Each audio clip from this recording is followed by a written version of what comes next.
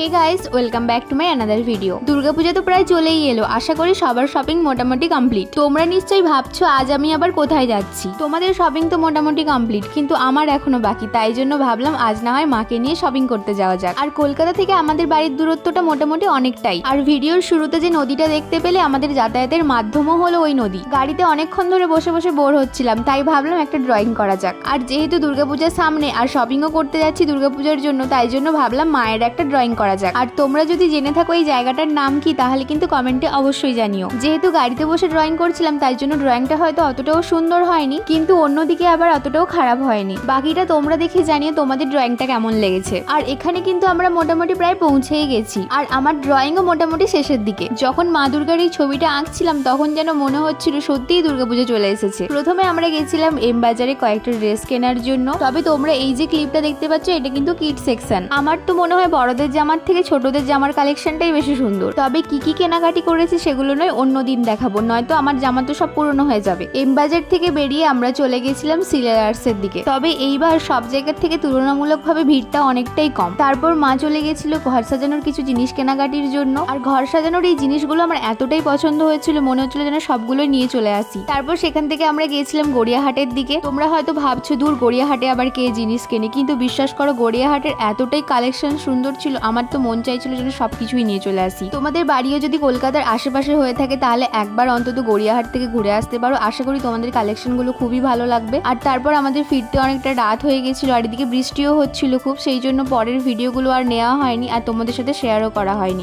আজকের ভিডিও এই পর্যন্তই, দেখা হচ্ছে পরের ভিডিওতে।